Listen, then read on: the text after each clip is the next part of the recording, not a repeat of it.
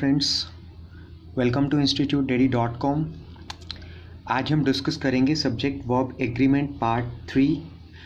जो इस वीडियो को पहली बार देख रहे हैं उनसे मैं रिक्वेस्ट करूंगा कि आप पार्ट 1 और पार्ट 2 भी पक्का से देख लें। तो चलिए बात करते हैं। 10 रूल हम डिस्कस कर चुके हैं पार्ट 1 एंड पार्ट 2 में।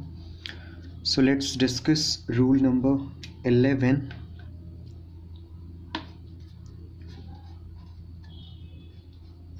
विच इज़,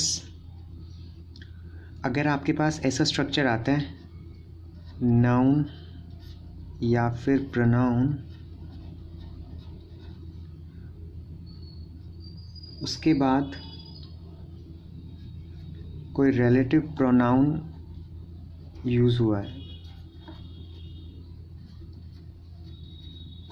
एंड उसके बाद अगर वर्ब आया तो that verb will be according to this noun या फिर प्रोनाउन।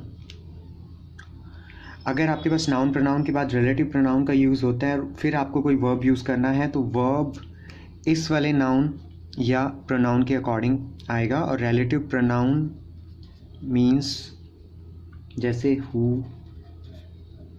विच हो गया, एज, दैट, बट, ये कोई वर्ड। फॉर एग्जाम्पल,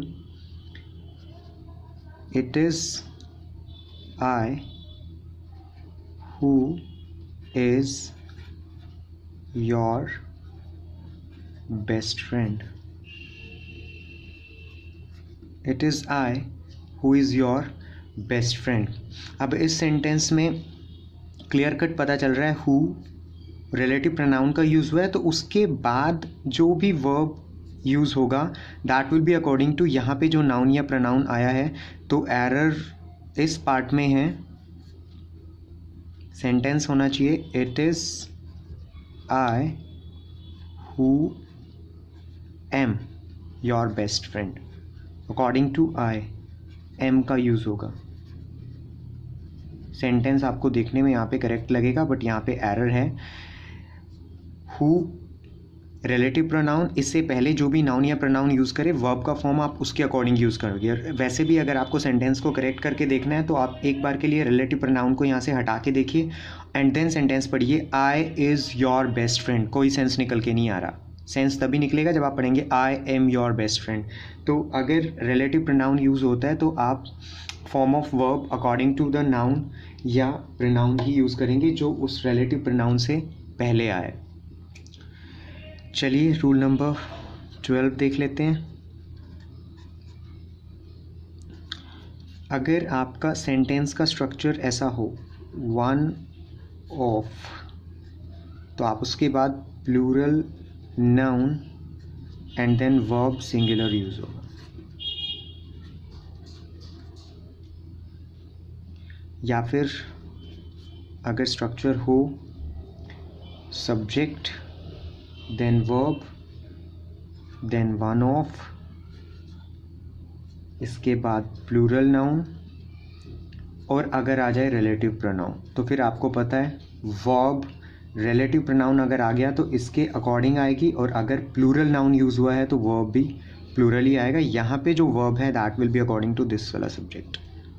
सब्जेक्ट के बाद वर्ब तो ये तो इसके अकॉर्डिंग आ जाएगी। वन ऑफ के बाद plural noun then relative pronoun का अगर यूज़ हुआ है तो हमने ऊपर देखा है रिलेटिव प्रोनाउन से पहले जो भी जिस भी टाइप का नाउन आपका होगा वर्ब उसी के अकॉर्डिंग आएगा। तो नाउन अगर प्लूरल है तो प्लूरल वर्ब यहाँ पे यूज़ होगा। एक और स्ट्रक्चर यहाँ पे बन सकता है कि सब्जेक्ट के साथ verb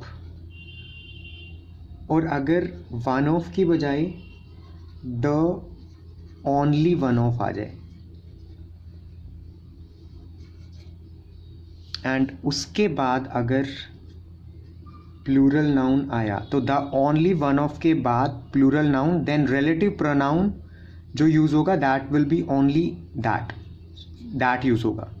the only one of के बाद रिलेटिव प्रोनाउन दैट ही यूज़ होगा एंड उसके बाद जो वर्ब आएगा दैट इज़ सिंगुलर। क्योंकि हमने बात की द ओनली वन ऑफ, एक की बात कर रहे हैं तो सिंगुलर वर्ब आएगा। वन ऑफ के बाद आप plural noun singular verb use करेंगे। अगर स्ट्रक्चर ऐसा आता है सब्जेक्ट प्लस वर्ब, तो ये वाला वर्ब तो आपका सब्जेक्ट के अकॉर्डिंग आ जाएगा। वन ऑफ के बाद plural noun then relative pronoun, तो वर्ब भी आप इसके अकॉर्डिंग प्लूरल ही यूज़ करेंगे। बट अगर द ओनली वन ऑफ आ जाए, द ओनली मीन सिंगल की बात कर रहे हैं, प्लूरल नाउन जो आपका रिलेटिव प्रोनाउन यूज़ होगा वो हमेशा दैट लगेगा। द ओनली वन ऑफ के बाद वर्ब आपका सिंगुलर आएगा। So let's discuss with the help of examples. जैसे for example, one of the girls is working hard. One of the girls is working hard. हमने अभी देखा है कि one of के बाद आप नाउन जो होगा प्लूरल यूज़ करेंगे, तो girls plural noun and verb आपका सिंगुलर ही आएगा।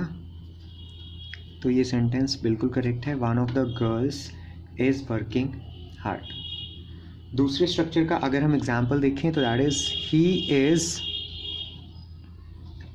One of the boys who works very hard. ये इंपॉर्टेंट है, he is one of the boys who work very hard. अब देखिएगा subject then verb then one of, उसके बाद आपका नाउन प्लूरल यूज़ हुआ है, रिलेटिव प्रोनाउन। यहाँ पे जो वर्ब यूज़ होगा relative pronoun according to this noun, और यहाँ जो वर्ब यूज़ किया गया है दैट इज़ सिंगुलर, तो इस पार्ट में एरर है। द बॉयज़ के अकॉर्डिंग प्लूरल वर्ब यहाँ पे आना चाहिए, तो सेंटेंस करेक्ट हो जाएगा। अगर आप यहाँ पे कर दो ही is one of the boys who work very hard. Okay, तो थर्ड एग्जाम्पल की अगर हम बात करें, this is the only one of the books that is useful for us. This is the only one of the books that is useful for us. अभी हमने discuss किया the only one of के बाद relative pronoun हमेशा that आएगा and verb आप singular ही use करेंगे। The sentence is very much correct. चलिए रूल नंबर 13 देख लेते हैं। अ नंबर ऑफ अगर सेंटेंस में यूज़ हुआ है तो इसके बाद आप plural noun and then plural verb का यूज़ करेंगे। द नंबर ऑफ अगर यूज़ हो जाए के बाद नाउन मैटर नहीं करता, वर्ब हमेशा सिंगुलर रहेगा। For example a number of books have been read by me. A number of books, plural noun and then plural verb. The number of failed students is 10. The number of failed students is 10. तो the number of के बाद noun matter नहीं करता, आप verb हमेशा singular use करेंगे। तो again the sentence is correct. The number of के बाद singular verb, a number of के बाद आप प्लूरल वर्ब का यूज़ करेंगे। रूल नंबर 14,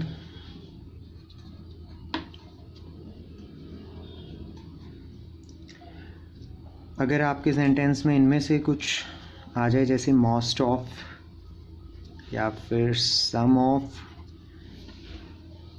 फिर अ लॉट ऑफ, लॉट्स ऑफ या फिर प्लेंटी ऑफ,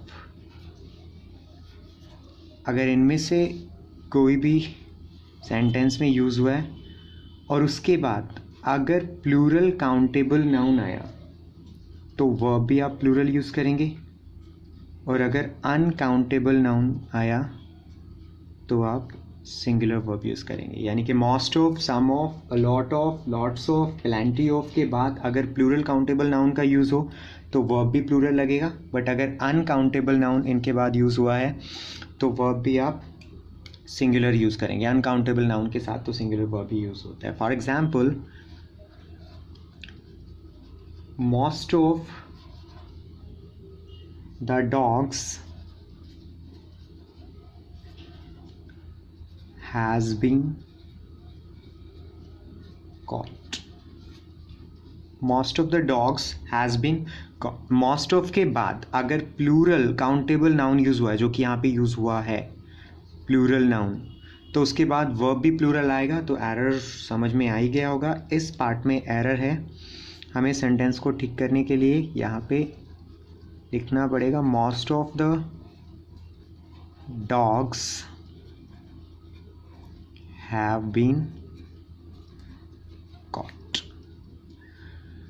एक और एग्जाम्पल देख लेते हैं। A lot of milk is offered to Lord Shiva. A lot of milk is offered to Lord Shiva. तो यहाँ पे मिल्क जो है दैट इज़ अनकाउंटेबल नाउन, तो अगर most of, some of, lot of, lots of के बाद uncountable noun आता है तो वर्ब आप सिंगुलर यूज़ करेंगे, तो यहाँ पे singular verb, the sentence is correct. Rule number 15 देख लेते हैं। Rule number 15, the percentage of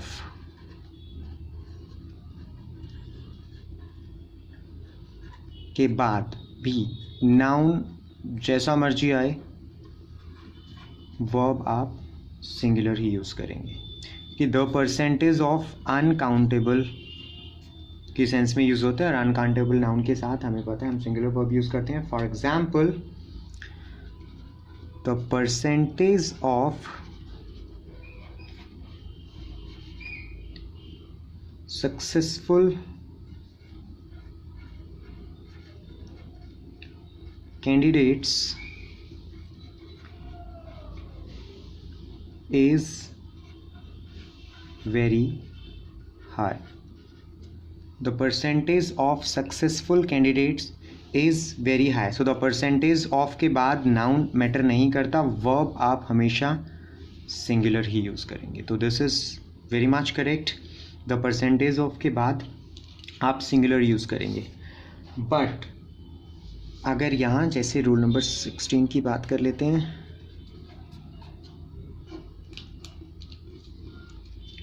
अगर ऐसे आ जाए 2% ऑफ या 3% ऑफ या फिर 1/3 ऑफ, 2/3 या 2/4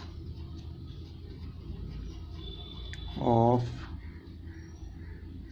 half of, part of, rest of,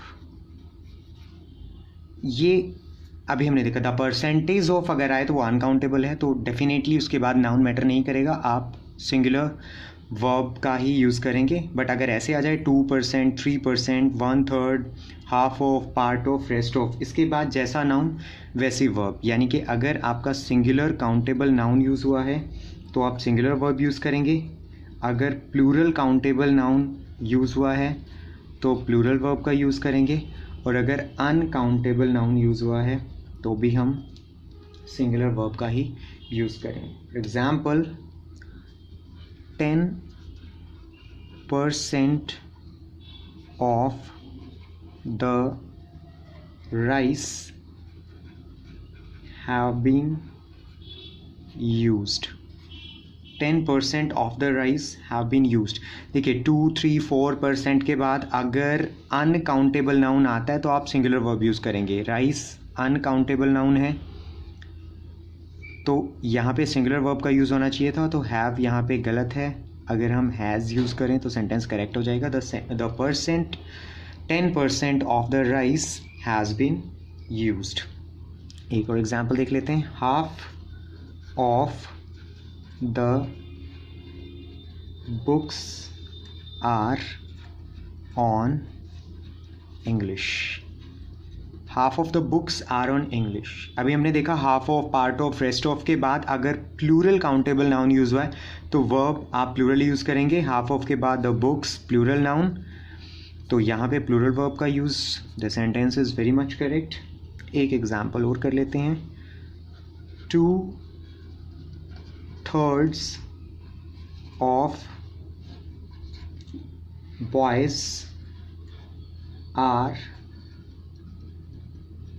taking part in this competition. 2/3 of the boys are taking part in this competition. 2/3, 1/3, 3/4 अगर ऐसे करके आपके सेंटेंस में यूज़ हुआ है तो उसके बाद अगर प्लूरल काउंटेबल नाउन आया तो आप प्लूरल वर्ब यूज़ करेंगे। 2/3 के बाद द बॉयज़ प्लूरल नाउन, तो वर्ब भी प्लूरल ही यूज़ किया गया है। सेंटेंस बिल्कुल करेक्ट है। ओके जी, सो हम नेक्स्ट वीडियो में डिस्कस करेंगे। होप आपको समझ में आया होगा। अगर आपको वीडियो अच्छा लगा है तो प्लीज़ लाइक कीजिएगा and do subscribe our YouTube channel. Thank you so much.